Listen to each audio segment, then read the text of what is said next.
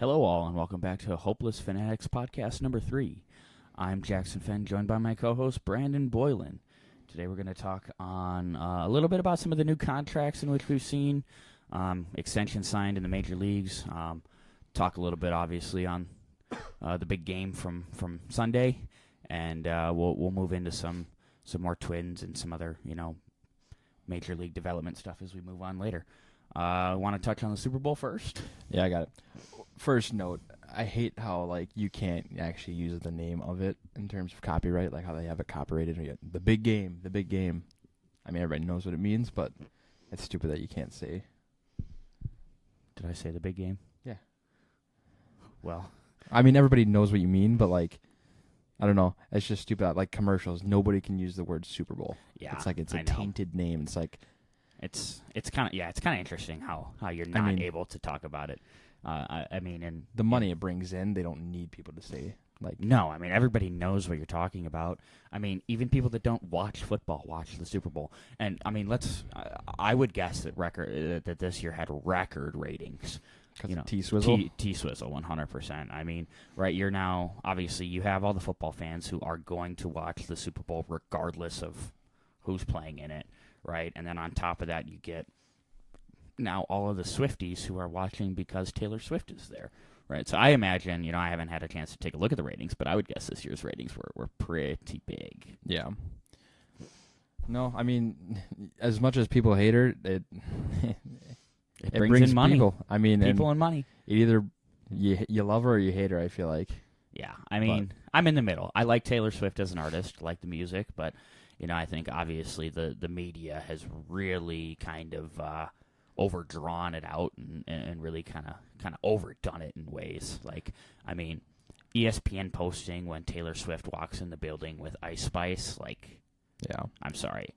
Everybody that follows ESPN doesn't care. No, and I mean, Kelsey had a good game, but I feel like they were almost trying to highlight Kelsey more than Miko Hardman, who scored the game-winning touchdown. He had some big plays. He had that big play early. I mean, and obviously that big play turned out to not reward them with the Pacheco fumble there. But I mean, Miko Hardman obviously played a bigger role in that game than I think a lot of people expected. Yeah, I mean, he's quick. He's a stereotypical Kansas City wide receiver. Rashid Rice, him. And you got Valdez-Scantling, who's also quick. I mean, they just like speed because Mahomes is going to throw it up and someone's going to be there. A lot of times that's how it works for them. And if the guys aren't downfield, Kelsey's the blanket. Yep. Right. He's right there. Was it Watson that had a lot? Watson had a few nice plays last night. I think really when I'm looking at this game, in all honesty, I think the biggest takeaway is that Chiefs defense. I mean, the Chiefs defense. We knew they were good, but I mean, they forced the turnover. They put a lot of pressure on Brock Purdy, and there was one point in that football game where San Francisco had 4 straight 3-and-outs. I mean, San Fran's defense played lights out in that first half, other than that one play, and then they forced the fumble. Yeah. They didn't capitalize on offense, and that's kind of where they fell. When you see the Kansas City down by a score at half, you know that game's not over. No, I mean, even if they're down 2 scores. Mahomes has been down by 10 points in every Super Bowl he's been in. Yep. And he's 3-1. I think this was his best performance in the Super Bowl. I agree. I mean, the way, especially late in the game and in overtime, his ability to use his legs, especially on that 4th down, the 66 yards, on only 9 carries, right? So he was able to get himself into space running the football and was able to gain some big yards, especially that he had that huge run in overtime. Really set them up in Bosa in really zone. bid on that. Yeah. I mean, he bid on it both times, but that's because they never ran it during the regular season. You pull out those stops in the Super Bowl, pull out the new plays, and it works. Yeah, I mean, I think the biggest question for me, as a football person is, was it the right decision for San Francisco to take the ball first? I don't think so. Me and my dad were questioning it right away, and it's coming out that they didn't know the overtime rules, and that's right. That's concerning. I agree. Right, as a team, sure, you might not expect to go to overtime, but you need to be prepared and be ready and know the situation and know the game when it comes time for that. Well, and Patrick Mahomes, you cannot give Patrick Mahomes the ball last. You're right. You can't give him the chance to know what he has to do on 3rd and 4th down, right? You can't give Patrick Mahomes the ability to know, hey, it's 4th and 2 on my own 30 per se, or whatever the case may be, and he knows he has to go for that. I mean, right? Even if you score a touchdown there, Kansas City goes down. I mean, it gives them more pressure, but they go down, they score. There's a chance they go for 2. Mahomes said they were going to. Yeah, I mean, and the way they were playing in that overtime period, they were probably going to get it. Yeah, I mean, it's just that was one for sure. And I mean, don't get me wrong, I understand it maybe from the point of, right, both teams score a touchdown, you think of it that way, or both teams get a field goal, and then you're like, okay, well, now it's just the next score, right? So maybe you think about it from that side, and it might make sense for San Francisco. But if I'm San Francisco, I want to know what I have to do with the ball, right? If they score a touchdown, you got to go down and score one right back, right? They score a field goal, you can win the game with a touchdown or keep it going with a field goal, right? Like, for me, I would rather be in the know of what my team and what we need to do, as opposed to not knowing. Yeah. I think unsung hero of that game is Harrison Butker. Yeah, I mean, he's one of the most. I think he's not surpassed Tucker, but his clutch factor, like he broke the record that was broken earlier in the game, and that kick was good from another 5 yards too. And it was a bad kick, in all honesty. Yeah, no, it was a low kick. Yeah. It did not have a great trajectory, but that just shows you how big his leg is. Yeah, no. I mean, and then Moody played a great game too, but that extra point. Yeah, I mean, right, that's special teams was the biggest factor in that game for Kansas City, right? You get the blocked PAT, the muff punt, right? I mean, that's the biggest run, right? You get that ball now inside of, in the red zone, and when you give Mahomes and that Chiefs offense the ball in the red zone to start their drive, they're scoring. Yeah, I never bet against Kansas City, and I did. Yeah, you sure did. And guess what? I'm down $200. And guess what? You also had the choice to take Kansas City first. I did. Didn't do it. So, but in the end of the day, I took a team that could have easily won that game. Absolutely. First. Unsung hero on that San Francisco side of the ball, Jawan Jennings. Yeah. I mean, who would have thought Jawan Jennings would have thrown for one and caught one? I mean, they use that play, I feel like, more than just in the Super Bowl. The Christian McCaffrey screen plays are just, I mean, they can go anywhere. You saw that one, was it in overtime or it was late in the game? Yeah. When he just that little stutter step and got about 20-some yards on it. Like, you just got to get him the ball in space. They went away from the run after that first drive.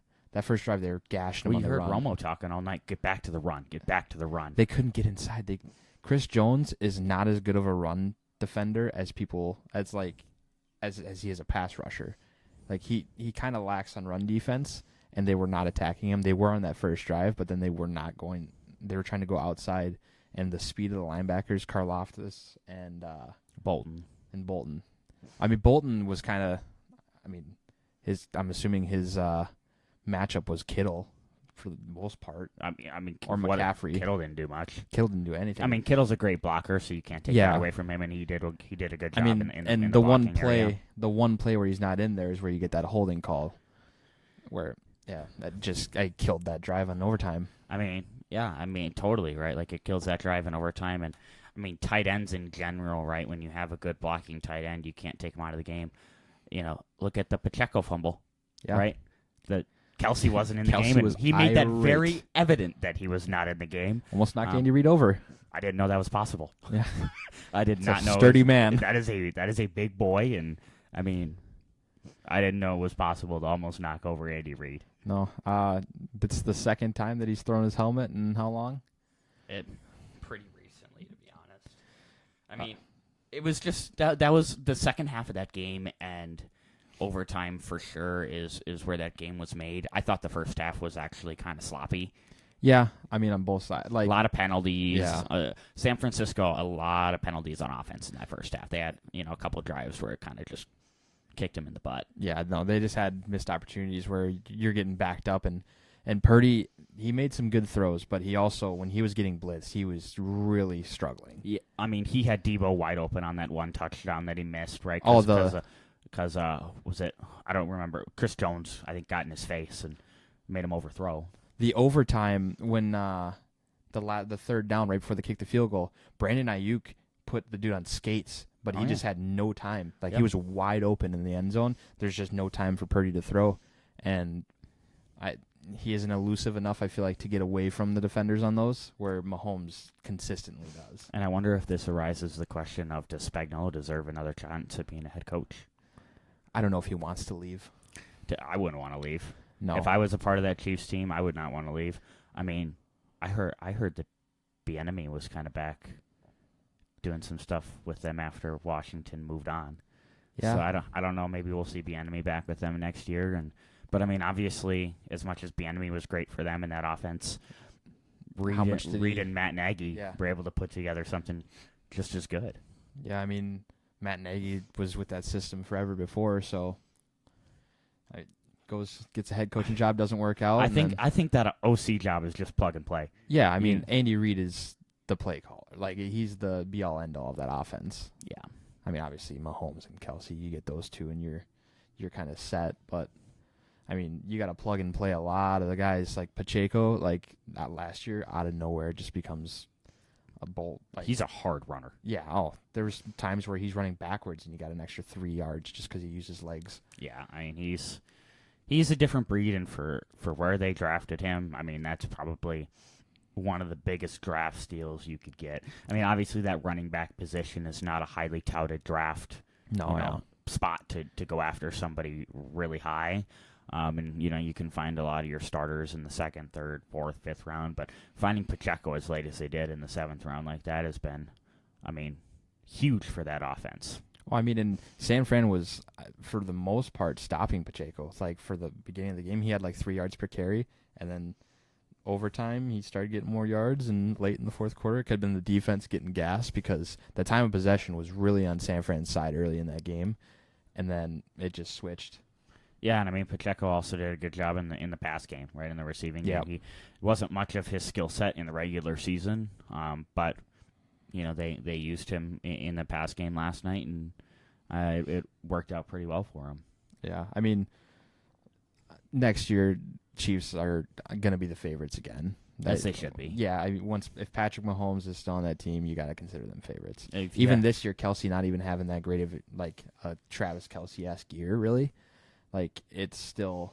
I mean, once you get to the playoffs, it's a different story, it is. Right? I mean, he shows up every time in the playoffs, especially in the big moments, right? Like, he had one catch for 1 yard in the first half. Yeah, and ended with 99. I think 93 or whatever. Yeah, somewhere in the 90s.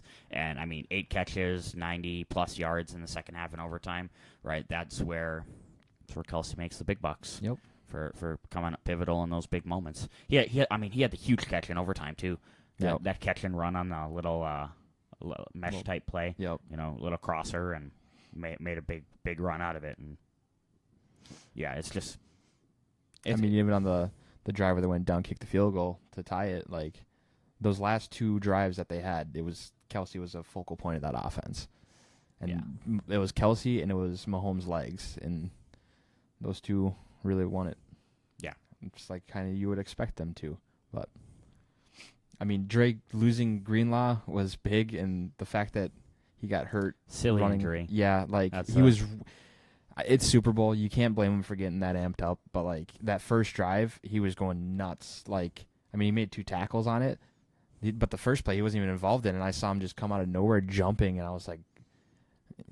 You gotta have controlled aggression. You do, yes. Right, obviously have aggression and be out there and be excited to play in such a big game, but you got to know when to control it. To hurt yourself and take yourself out, and you're a focal point of that defense, right? It's you and Fred Warner. Yes. It is you and Fred Warner if you're Dre Greenlaw.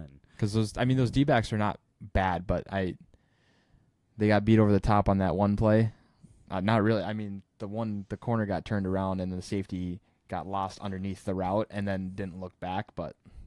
To be honest, yeah. And then he made a big play later. You're talking about the first Hardman pass? Yeah, the first Hardman pass. That Hardman pass, in all honesty, when I saw that thing go up, I didn't even see Hardman in the screen. I was like, where's this ball going? And Hardman kind of made that play, I think, more so than the defenders got burnt. I think that was just Hardman making a good play. Yeah, I mean, and I don't think the safety expects that ball to come in. But, I mean, he got the interception later, and then he got hurt on that, the Kelsey play in overtime. Or it might have been the fourth quarter, one of the two. But kind of a question that I have with Purdy, is he capable of beating a team like the Chiefs? Is he capable of it? Can he go down and can he score? Can he lead the team? Because it seemed very much so like he had flashes of where he could, but I mean, it was a lot of dumps to McCaffrey and I would say yes, and here's why. I think he has it in him, and I think Purdy has been a great quarterback and been really, really beneficial for that offense over the last year and a half now of him being the starter there. I think where the game was also kind of lost for them a little bit, though, was Debo and Ayuk and Kittle were not really involved. No. And that's kind of where, right, like, I mean, maybe that's where you say, well, Brock Purdy can't do it all alone. But who can? Patrick Mahomes. Is there anybody else? No. That's right what now, I mean, no. right? Like, if your name is not Patrick Mahomes, if you don't have the guys, it's going to be hard for you to be successful. Maybe Aaron Rodgers. Rodgers did that for a long time. I don't know about it anymore, but he did it for a long time. But I mean, Brady, kind of. Brady did it at times too, yeah. But I mean, it's just like Purdy's a good quarterback, and he has the ability to lead a team to winning a Super Bowl, but he needs those other pieces to play well, and you didn't really get that from a Debo Samuel or a Brandon Ayuk. I think Debo had 11 targets and only 3 catches last night. Yeah, So, I mean, just the look at the two quarterbacks, it's hard to compare them because Mahomes is one of the best of all time compared to Brock Purdy, who really good, especially for being Mr. Irrelevant. And I think there's a lot of questions of some people want them to get Kirk Cousins because of the Shanahan offense, but I think you have a quarterback on such a cheap deal right now for another 2 years that I think you just roll with and you build around him because you're going to have the money to build around him with having a quarterback that cheap. And then maybe if his performance drops, then you can move on after year 4 or even next year. But you got to. I mean, they're the number 1 seed. He just played got well. to a Super Bowl. He was a top 5 MVP candidate probably. He had 255 yards and a passing touchdown, and he's also not afraid to use his legs, and he did when he needed to. Yeah, I think he's a guy that, that has the ability to win a big game for them. But obviously he just wasn't able to pull through this year. I think that arises another question: Can Kyle Shanahan get it done? Because at some point, it's got to go on him. It doesn't matter if you go to 5 Super Bowls in a row.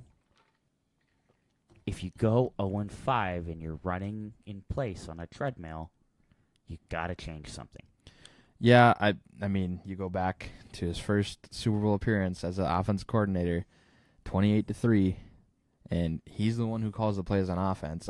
Dan Quinn is gonna, he got a lot of crap for it, but he isn't the one who calls those plays on offense to try putting that game away. I mean, to run the ball more. I mean, to run the clock more, I should say. And he had a 10-point lead in each of these last 2 Super Bowls against the Chiefs. Yeah. A 10-point lead. He had a 10-point lead going into the 4th quarter in the last one. Yep. It's at some point, I love Kyle Shanahan. Oh, he's a great coach. I think he does need to stick around. I think that the Niners are better with him.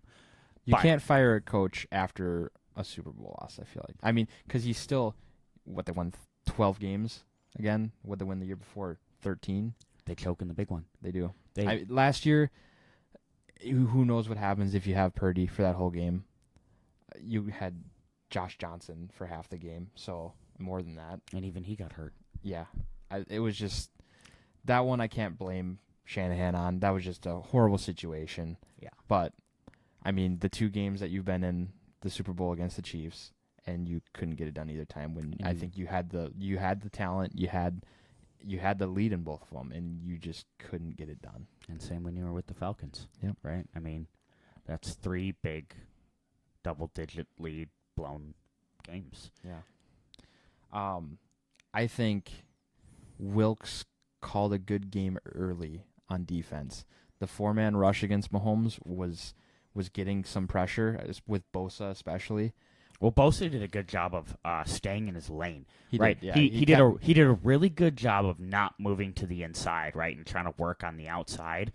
And that's what you have to do against Mahomes. You have to stay on the outside, because if you stay on the outside, he's gonna roll out. It hurts him on the rollout, right? It makes it harder for him to roll out and extend the play, right? If you stay to the outside, I mean, he might step up in the pocket, but chances are you'll have one of your tackles there to. Yeah, I mean, and it happened. Like, he had gotten hit, so there was pressures on him. But every time that they blitzed, I just was not comfortable with San Francisco's defense. Well, and I think we saw it a couple times late in the fourth and in overtime. They went to that 5-man deeper look on defense, where it was just you're able to throw a little dump and get 5 or 6 yards. And I didn't understand Romo's he basically was saying that San Fran should settle for the field goal. I don't like that. You want to win the game, and I get that you don't want them to get in the end zone, but to just give them 3 points on that last drive, you pretty much were. You were giving them everything over the middle, and I'm not trying to disrespect Brian Flores, but that was exactly what happened against the Broncos Vikings. You give them yards, and then you just let them get closer and closer to the end zone, closer to scoring. And it's complacent. I don't know. As a Vikings fan in the stands, that one hurt. It did. That one hurt, being in Denver and hearing all the skull chants on the way out from all the Broncos fans. And trust me, it hurt here too, watching it right here. Yeah, it was. Yeah. Yeah. No, but Mahomes has the best numbers ever against the blitz, and you obviously know that. And I think it was just late situations where they thought they could maybe get pressure on him to make him throw a mistake, but he never does. So I don't understand why. And when he does make a mistake, it's never pivotal. Yo, he threw that interception early, but it didn't hurt him. No, it didn't. And I don't know. It's Patrick Mahomes. You got to treat him like he's the best. Because he is. He is. It's plain and simple. But looking forward to next year, and you might see these two teams back at it again. It's very possible. Yeah, absolutely, it is. You can't. San Francisco's going to have the same roster. They could build on it. I wouldn't be surprised if, Kansas City goes out and finds another receiver. Yeah. There's some guys coming up in free agency that might be enticing to them, and I think it'll be. I don't know if they'll sign a superstar though, because I just feel all their money is allocated to the quarterback and tight end. Really. A lot of it is. I think they need Kansas City. 2 spots they can improve on is both their tackle positions. Yeah. Especially left tackle. Donovan Smith just was not it. He was just. I get that D line for San Fran is really good. And that right tackle's Jawan Taylor, right? Yeah, and Jawan Taylor's right tackle. Mr. False Start. he didn't false start today. No. I'm going back. Yeah. I'm going back to the first game of the season when he was false starting on. Every single play. He had Nick Bosa a lot in that game, so it's just not an easy task. Not an easy matchup there. But Donovan Smith was just getting bull rushed all day, and was just, and he had some holding calls that were not getting called. Yeah, and he got a little lucky on those. And then I think Trent Williams had not that great of a game. No, he struggled. He had a hold and a false start early on the same drive that just drive, killed right that back drive. to back plays. That was one of those drive killers I was talking about right at the beginning. Yeah, no. It was just uncharacteristic of San Francisco had a lot of penalties on offense, and even some that weren't called. I know. Ineligible man downfield on the the McCaffrey touchdown. Yep. Yeah, that was. I can't believe they missed that one, but that's NFL refs for you. It is. Yep. Well, time to pivot. I think we should move into some of the new contracts that we've seen, some of the extensions we've seen here in Major League Baseball. Obviously, the biggest one out of all of them is Bobby Witt Jr. Yeah. Massive deal, 11 years, $288.7. Just a big-time deal for him. He's got opt-outs on the 7 to 10, or after year 7, 8, 9, 10. So there's still some options there, and there's also some options on the back end that make it possible for it to become a 14-year, $377 million deal. I mean, he's one of the best players in the league already. And he's 23 years old. Yeah, so I mean, they've locked him up until he's minimum, 31, depending on the options, or 30, excuse me. But he's definitely one of the young studs in all of baseball, and I think he's been talked about ever since he got drafted. And I think what they've done with this contract is really nice. I mean, you look at the beginning stages of it. He's getting $2 million in 24. He gets $7 million in 25, and he's only getting in the teens in 26 and 27. Yeah. The middle portion of that deal is where he's getting a lot of money. But I think this Kansas City team is probably a team that is 3 to 4 years, somewhere in between there. And I mean, you never know what happens in baseball, but they have a lot of young guys who could improve. Yeah, that Central's going to be tight, I think. We've talked about it. It's going to be. I think the Central is going to be tight, and nobody's going to win more than 90 games. Yeah, it's going to be in that. If it is, it's that low 90s mark. 91, 92. I think nobody's going to win 95, 96 in this division. I think the Twins are probably still the division favorite. But there's, all of those teams are going to be tight. The White Sox, really interesting with them. I mean, 2 years ago, I think we all thought the White Sox were kind of climbing on the Twins' tail a little bit. They might be the bottom of the barrel. And now they might be the worst team in the AL Central. It's just real interesting there, and I think part of it, that is a culture piece.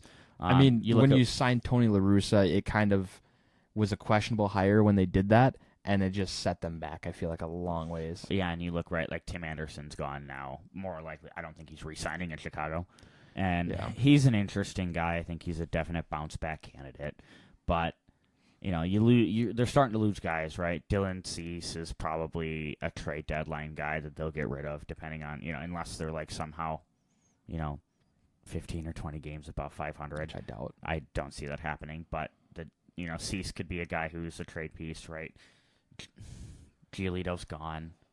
It's just they're starting to fall apart there in Chicago. Eloy could be gone this year. Eloy could be gone. The Guardians, I think, are an interesting one there a little bit, too. I think they're moving in a positive direction. They're just a really low-budget team. Yeah. They're not going to spend a lot. No, I mean, they have the core with, Jose Ramirez, Bo Naylor's coming up. They've got some good young guys still. I mean, Andres Gimenez, Platinum Glover, right? They have some pieces there, and the pitching, they always have the pitching. There's always some random guy you've never heard of that's going to come up, and who? Bibby. Yeah. Well, I heard of Bibby, but I'm also a nerd, so I mean, Bibby's a guy. But even think Logan Allen was the guy last year comes up.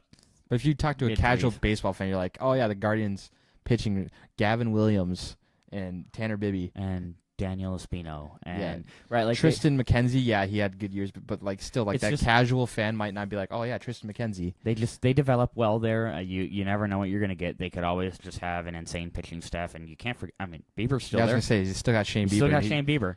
So I mean, and Cy Young winner. The Tigers are definitely on the up and up. Yeah. They're building something good there.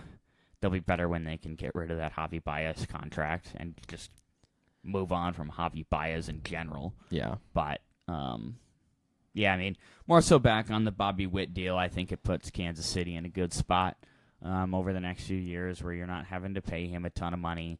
And it also, I think it's profitable for Bobby Witt. Because he wasn't going to get that much money in these next few years anyway. I read that the arbitration guess was about $35 million. Yeah. So, I mean, you look at the first 4 years with the signing bonus, and it's like right around $49 million, and they were projecting that $35 million in arbitration. So Bobby Witt's giving himself an extra $14-15 million there. So, I mean, good deal for both sides in that one, 100%. And I think a little bit more of a, not a question mark per se, but definitely a bit of a surprise on the extension on Altuve. If you kind of want to dig into that. 5-year, 125. It makes him an Astro for his life, and you kind of assume that. I couldn't see him playing for anybody but Houston. So, but a team-friendly deal, I would say, especially for a Scott Boras client. Usually those guys get paid.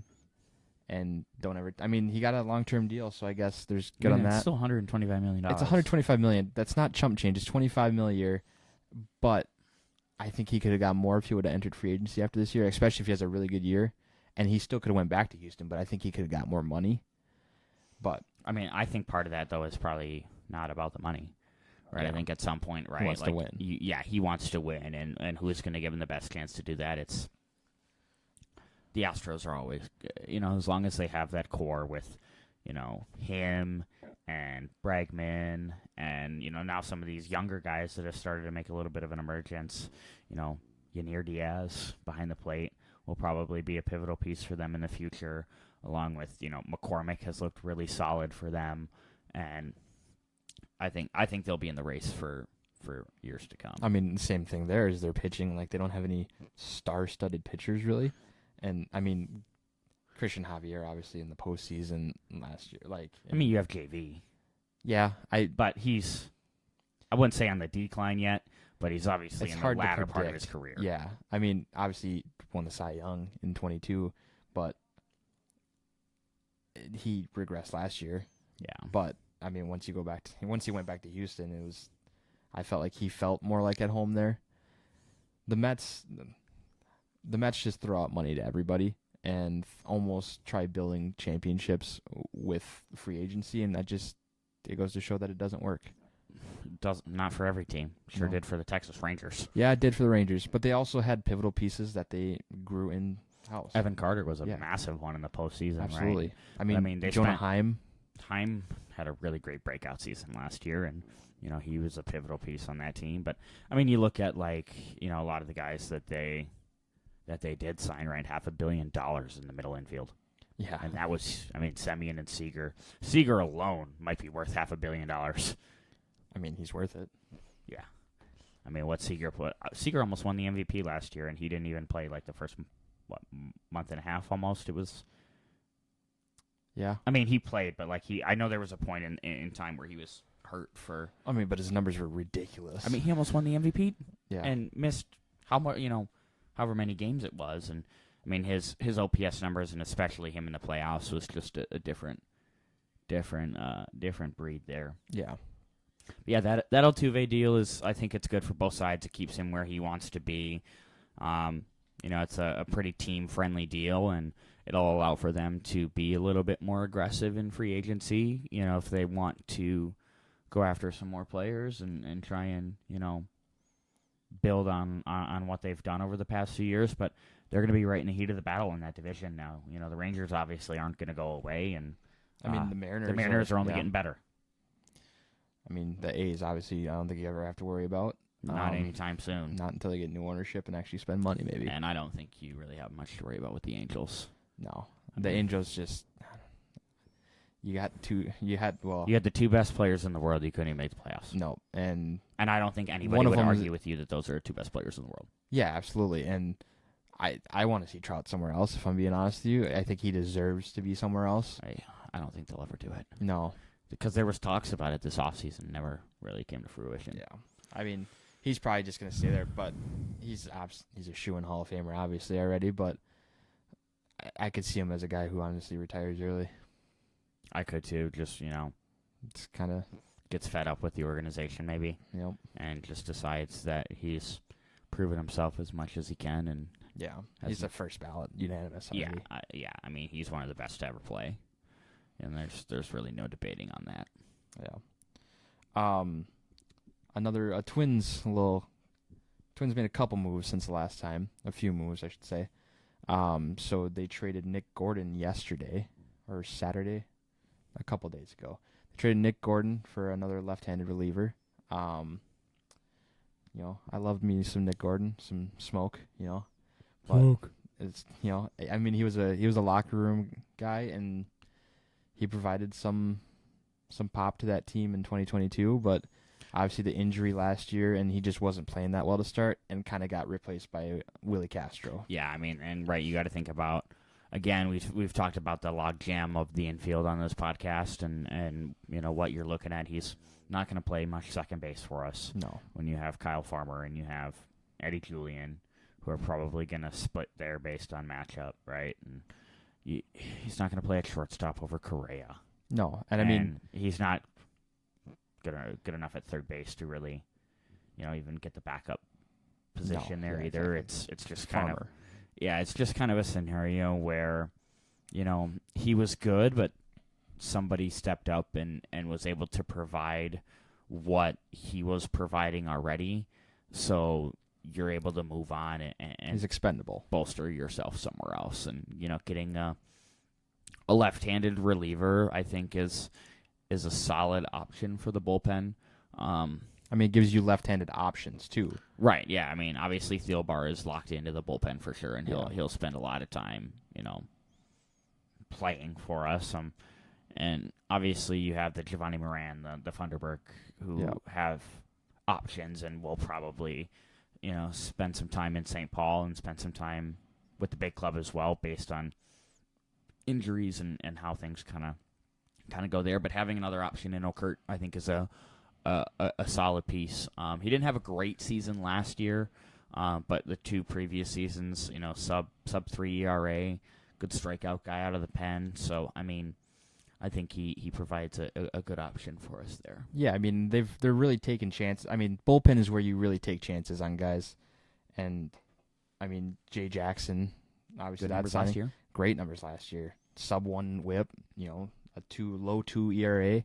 He's an old guy, so he's not a long-term option. But bullpen guys you don't really see as long-term unless they're closers. There's no.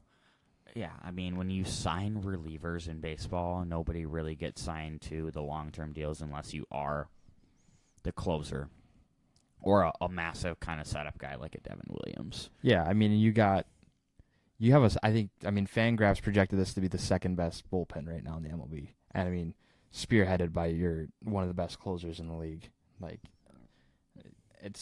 I like the look of the bullpen. The starting rotation, I think, could use. I'd like one good, maybe a breakout, but I think they're missing toward the bottom. There's just a lot of question marks. Yeah, I think to me this really feels like a to put it into perspective into other sports, our starting pitching rotation feels like a running back by committee. Yeah, you got. It feels like we're the Baltimore Ravens. You got there's 3 or 4 guys that can, give you something and can pitch well and have good games, but you got no real big-time options there. Yeah, no, you got Pablo and you got Joe, and then after that, I love Bailey Ober, but he's got some injury issues.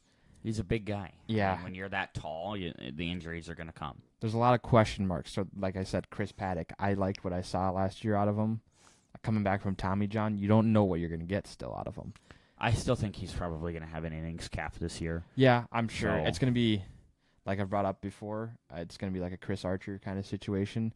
Archer's was a stat-driven one, whereas this one's more health. But it's going to be like 4 inning starts, 5 inning starts, I feel like, to start. Even maybe with a guy like you, maybe that's where you brought up in the other episode, keeping Louis on as a long reliever to kind of be that guy to take over after that, or Desclafini. It's really a question on who's going to be the 5th guy in that rotation, I think, between Varland and Desclafini. I think Desclafini probably has the edge. Just because of experience. He's been a starter for a long time, and he's proven that he has the ability to be an average to partially above average major league starter. Obviously you're 1, 2, 3 you're 1 and 2 with Lopez and Ryan, and then I think Ober definitely has a place in the rotation, and then your last 2 are kind of where you get a little iffy.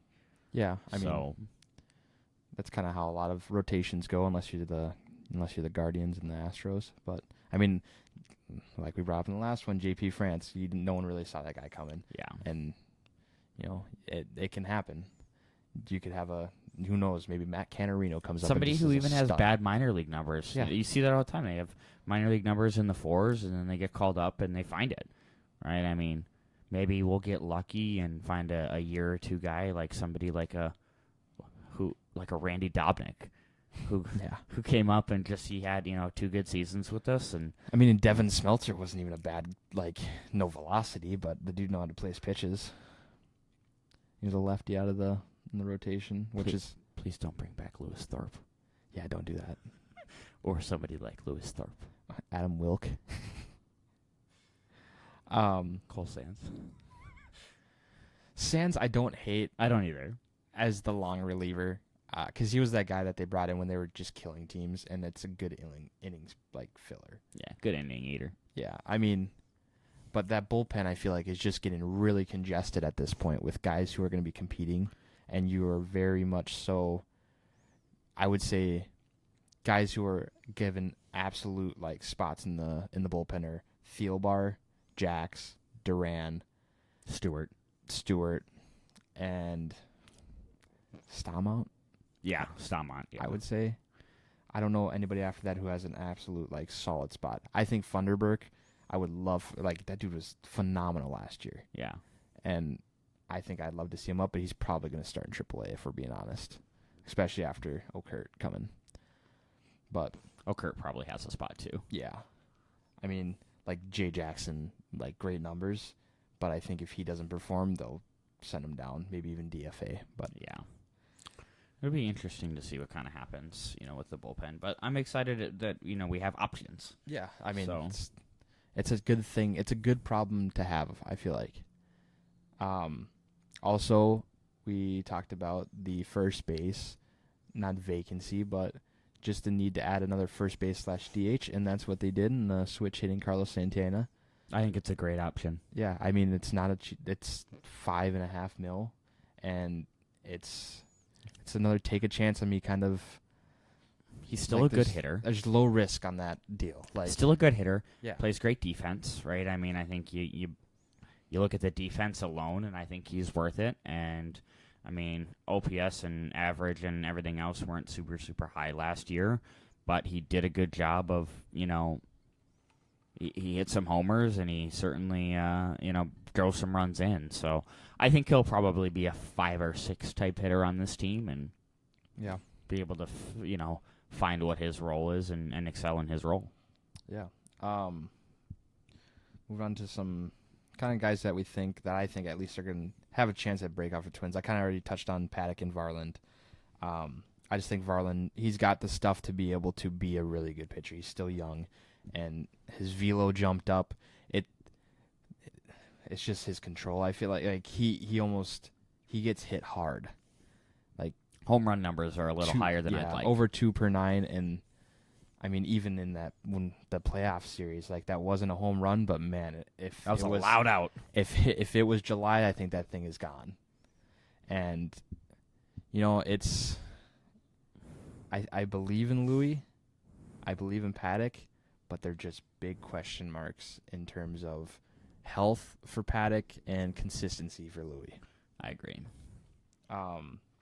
On the hitting side, I mean, Jeffers, it was kind of a breakout last year. His numbers jumped up.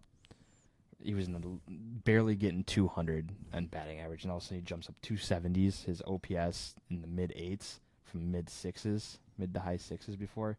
It was already kind of a breakout, and I think, I mean, him being the focal point of the catching position, you're going to have Vasquez still, who's probably going to place 50 games, maybe even 60, just for the fact that Jefferson would probably DH a little bit too.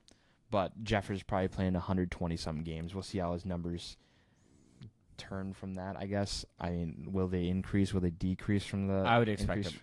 I mean, I'd like to say that I think they're going to increase. I think it's going to be tough for that, right? I think, when he was able to really focus on only playing, 2 out of every 3 games last year. Yeah. Right, 60, 70%. I think it was definitely, that can help a lot of times for a catcher. I do think he can be poised for a breakout still as well, breaking out from even where he was at. But it will be interesting to see how, adding more games to his season, works with his numbers. Yeah. You don't really want to see an injury. He hasn't really had an injury bug yet. You don't want to wish that on anybody, but injuries are going to happen in the game, and is Vasquez going to be able to step up if that happens? you would hope that he have. Bring on Jair Camargo. Yeah, I mean Vasquez, you gotta hope it's gonna have a bounce back too. As a maybe if with a less role, with less pressure for him, he's gonna have better hitting situations possibly. But it's a lot of question marks on Vasquez. Question marks. I think the same thing. How we hope for numbers to be even improved more, but an Eddie Julian I think might be in for a sophomore slump. Just the amount of pitches that he takes on the edge of the zone, like he has a great eye, but I mean you go from an automated strike zone in the minors to actual umpires that might have a strike zone that leans a certain way or might have a wide strike zone. He got called out a lot on strikeouts on the corners. Yeah, for sure. And I mean, he hits the ball hard, but I could see his numbers dropping to like the, 240s for average, 230s for average. Still probably high on base, but I could see a slump happening. I hope it doesn't. I love Eddie Julian, but I could see a slump. If he played the whole year last year, I think he could have been in talks for Rookie of the Year. I think so too. But also another guy out of the outfield, especially if they end up trading to Kepler, a guy who will probably step in is probably Trevor Larnach, who, dude hits the ball. He hits that ball. It's loud. But strikeout percentage is high, and that's where 1 out of every 3 at-bats, and that's just way too high. That's for me, like, as the type of player that I was when I played baseball, I hate seeing the strikeout era, and that's the one thing that, Larnach has a lot of loud outs, and he's a very, very, very good hitter. I hate the strikeout percentage personally, and hopefully that's something he can improve on. Yeah, he's a good fielder, too. He has a rocket of an arm. He has potential to be. He's going to be 27 on opening day, and it's a question if he makes the major league roster, possibly as that extra outfielder. Do you have because you have Castro, so I don't think Bubba Thompson's going to make the major league roster. I think they already DFA'd him. Did they? Well, he's gone then. But it's going to be Castro for sure, Farmer for sure, and I think Larnach maybe. But they also might start him to get to get some momentum down in AAA. Yeah. While you have a Kepler still with you or a Wallner, because you never know with an injury you're gonna need him to step up. Yeah, a couple guys that I want to touch on just major league wise, outside of the Twins organization. A hitter that I think could be poised for, some major league time and potentially a major league breakout is Ryan Bliss of the Seattle Mariners, a guy who last year hit 304 across AA and AAA, and 55 stolen bases and over 20 home runs. So definitely a guy, especially in that Seattle organization, right, as they're, moving into playing a lot of their young guys and trying to build off of that. I think he's a guy that could come up and potentially have some success for them. And another guy that I think could be successful for their team is Joey Cantillo of the Guardians organization. I've already talked a little bit on how the Guardians, always find ways to, progress these pitchers. And Cantillo has really, across the minor leagues, 2.96 ERA, 473 strikeouts over 361 innings. Proven that he can be effective with the strikeout and keeps the ERA and the WHIP down. So I think he's definitely somebody that we could see at the major league level for them, be someone who could be a pivotal part of their rotation as the season moves along. Death taxes and the Guardians having good pitching. Yep, the Guardians will always have good pitching. They know what they're doing when they draft. Yep. There was a recent picture that came out of Miguel Sano, and it gives me very much vibes of him having a turnaround. Obviously, the body means nothing, but he had a year off of the game, and I just have a feeling that he's gonna have a breakout year this year. The Angels obviously at this point have nothing to lose by taking a chance on him. They're at a point where I think they're moving towards a rebuild. Yeah. And they got so much burnt payroll on that roster. Anthony Rendon, yeah, come Jesus. on. Guy It is capitalized off of dude, a World Series. He had a great season, and he had a Yeah, he couple did. really great seasons in Washington. But holy, has he been awful since joining the Angels. A guy that I have had on my fantasy team since I joined the league that I was in. And man, has he been just a waste of space on that roster for me. Definitely a guy that will be getting cut from the keepers list this season. But, I think Sano could definitely get a chance to DH for them a lot now that Ohtani's gone, right? They have that spot for, whoever it is open. And I think if you give the bat to Miguel Sano and say, hey, you know what, Miguel, you can throw your glove in the garbage. And because he should. Great arm. Great arm, Great arm. but Horrible defender. can we right. just hand him the ball and then he can throw it? Yeah, right. I mean, I remember when the pop fly hit him in the head. That was one of the funniest Miguel Sano moments that I remember. But yeah, just Miguel Sano in general, right? If you Maybe they'll put him in right field. Has anybody ever done that before? Yeah, put him out in right. That big dude out in right. Who was making the decisions at that point? Paul Molitor was making the decisions at that point. I wonder why he's out of a job in Minnesota. Because they lost 103 games. Yeah, so I mean, I think if you give Miguel Sano the chance to only have the bat in his hands and you take away the glove and you say, hey, you can focus on this, the strikeout numbers I don't think are ever something he's going to be able to improve on. No. That is something that is so hard. I mean, but even you see some of the best power hitters of all time, Stanton, strikeout numbers have always been high. Yeah, so I mean, if you can get Judges him, are high. if you can get him to a point where he's only swinging the bat and he's hitting 230 with a mid to high eights OPS, yeah, he's valuable to your roster. I could very much so see him having a at least 30 home run season, maybe even creeping toward 40 if he plays full-time DH there. I think he'll start the season in the minors. Yeah. Unless they feel like he has a great spring training. Yeah. But I think he'll start the year in their farm system and, maybe have a chance to progress. And then he's going to go to the Red Sox and be the next David Ortiz. That's a little premature. Much. Yeah. A little premature. But, it's... Shout out Kenny Vargas. I thought he was going to be so good. I don't know how he wasn't. He's switch His hitting. numbers were not bad. No. Switch hitting big boy. I remember the home run that dude hit in San Francisco. I remember. If you remember the hitting one a I'm talking walk-off about against the Cardinals in I think it was in 2017, and that thing I don't know if it got the height of the second deck, but man, it got out quick. I remember that home run against San Francisco was just one of the hardest, longest home runs I've ever seen happen. And pause. I don't know. That man, I remember playing MLB The Show, and I accidentally adjusted his weight, and I couldn't get back up to his actual weight. He was a big boy. Yeah. Kenny Vargas was a big boy. That brings me to, can you name that former Twins player? Hit a home run, stomped on home plate. Kendrys Morales. That was a big boy, too. Tore his ACL. He didn't do that with the Twins, did he? No, With the he Angels? did not, but... Honestly, that was where his career kind of went. I mean, he didn't have a horrible career after that, but... Did he play many games for the Twins? He played, I think, a couple months because he got signed, but then I think we traded him to the Mariners? Or he was either with the Mariners, got We DFA. might need to edit this part out if it really isn't right. It doesn't matter. It was Kendrys Morales. It was 2014. We like to forget about those years for the Twins. That's a fair point. Josh Willingham He was solid. for 2012. Yeah. That was the Brian Dozier era. It was the start of Brian Dozier. Yeah. The start of the Dozier era.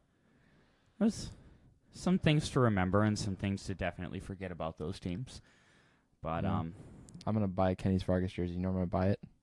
Temu.